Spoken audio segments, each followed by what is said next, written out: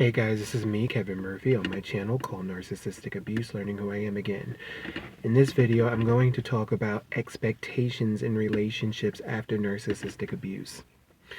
So, this is a very important topic for me because I have lost so many relationships in my past because of the expectations that I formulated after discovering that I was abused as a as a narcissistic survivor. I started developing expectations of relatives, friendships, acquaintances, people like that. And what happens when you do this, you miss out on the blessings and the great things that represent that relationship or that friendship that you already have. So you are constantly like a bottomless pit when you're in these relationships. You're constantly looking for more gratification and more I love yous and more proof that that person that you're in relationship with really, really cares about you. And that alone can really devastate and destroy a relationship.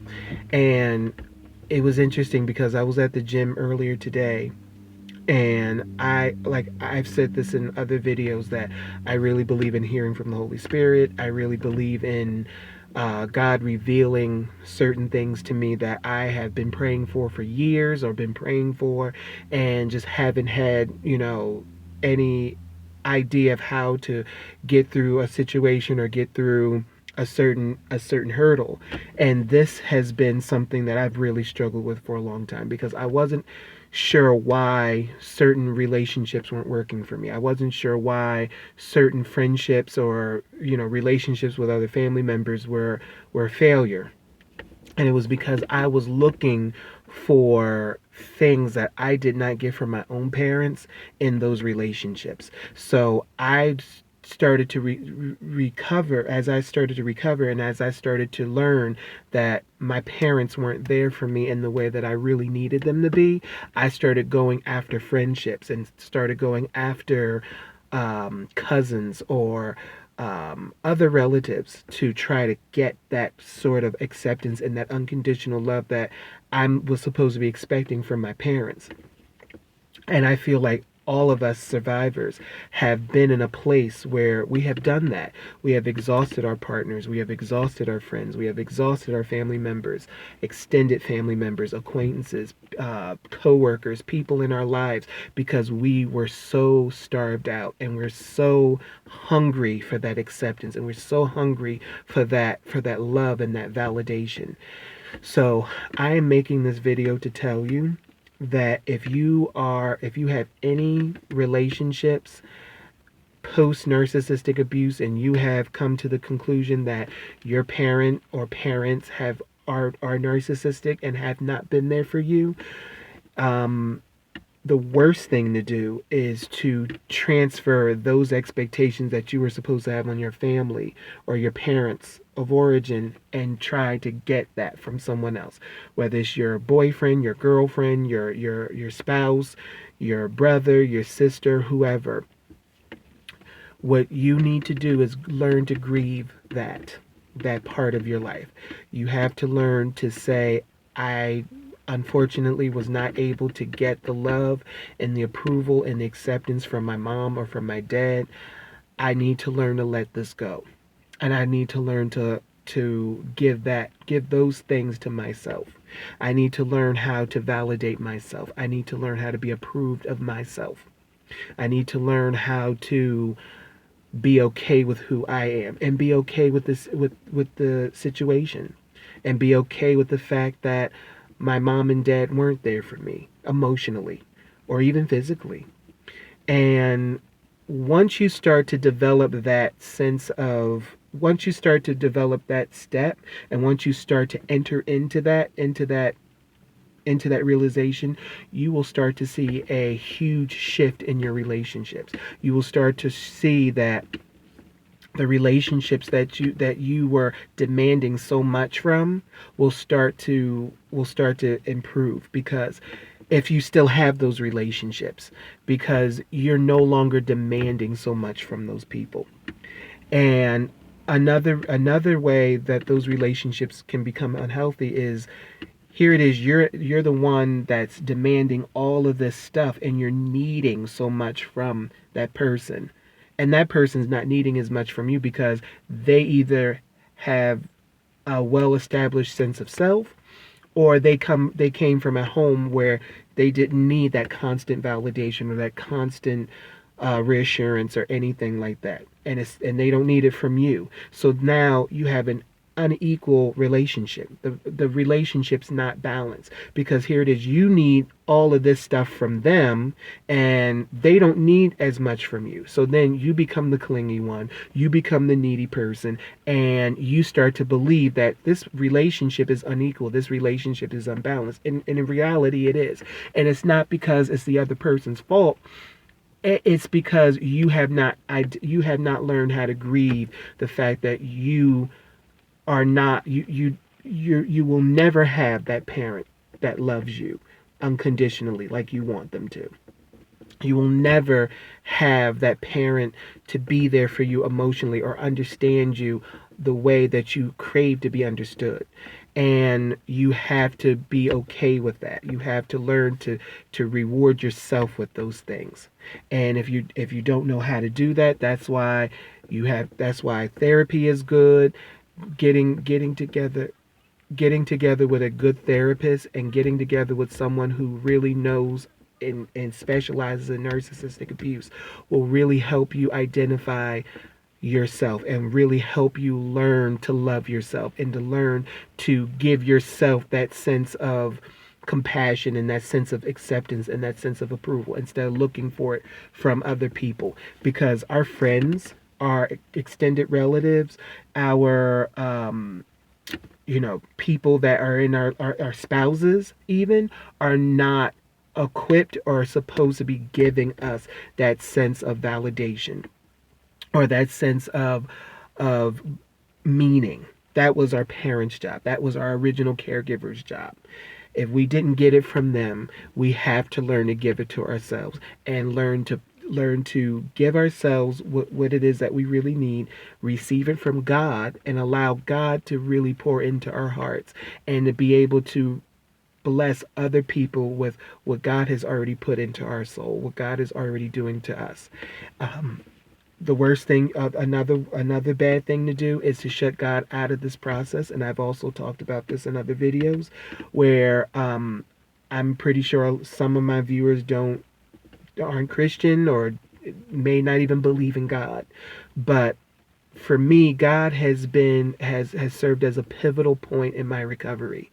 And if it weren't for God, and I wouldn't know I wouldn't know what I would do.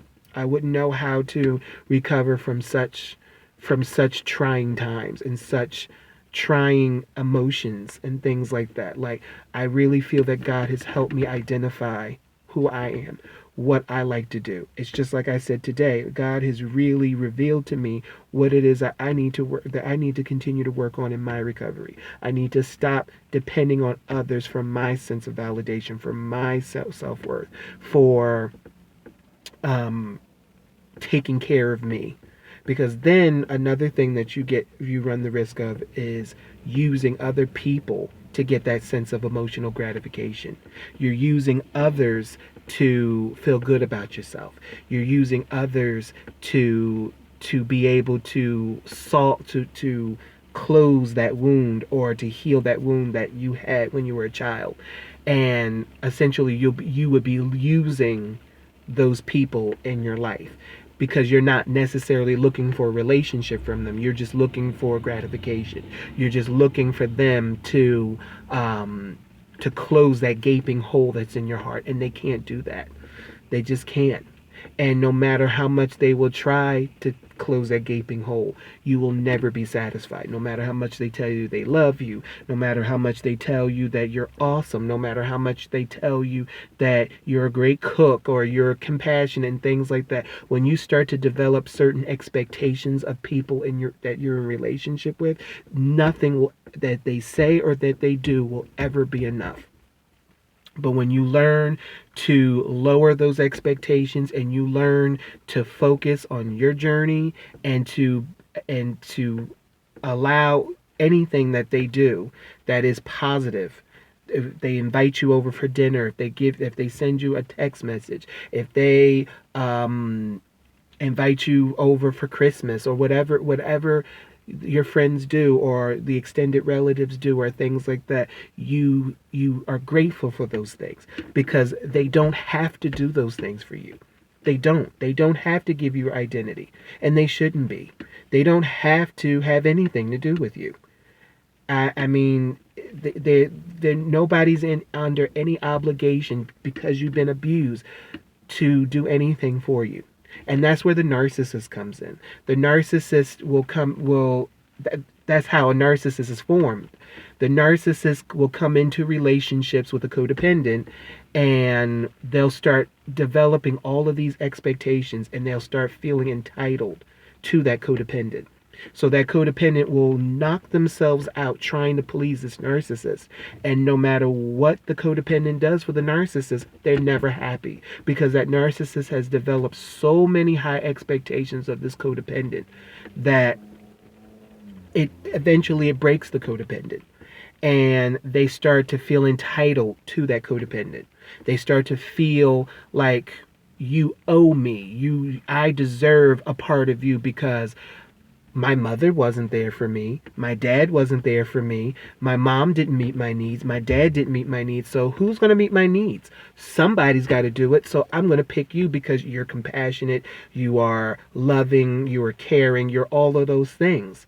But when you're in a relationship with someone, you bring your best, they bring their best. You bring something to the table, they bring something to the table. It's not about you just pouring into that person because they were abused. Then you're enabling them. You're enabling them to stay broken. You're enabling them to stay stuck in their own misery, in their own brokenness. So a healthy relationship is not about expectation. It's not built on expectation. It's not built on neediness. It's not built on dependency. It's built on a mutual respect for one another. It's built on a mutual love and care for one another. That person is bringing in something into that relationship, and you are bringing in something into that relationship. And you are working together at a pace that is comfortable for the both of you. You're not working at a pace that is just comfortable for you, but is uncomfortable for the other person, or vice versa. You're working at a pace that is comfortable for the both of you. And that is what a real healthy relationship looks like. It's not about, what can I get from that person? That is how the narcissist thinks. That is the narcissist's goal. Narcissistic people need constant gratification. They need constant reassurance. They need constant backstrokes. They need all of those things. And you are not the narcissist. You are a person who is recovering from abuse. You're a person who is learning about the abuse that you've been through, and you're rediscovering who you are again. So how you can do that is by learning to love yourself and learn how to love other people without expectation and demanding them to be something to you. So this was a quick video on expectations after narcissistic abuse.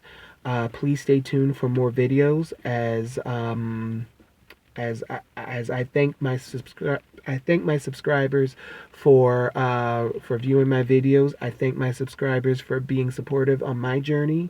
You guys have been amazing. You guys have been a huge support to me. So I'm very appreciative of everyone who has been viewing my videos. I'm hoping that my videos have been a help to all of you guys, and I hope to see you guys soon as I continue to make more videos. Take care. Bye.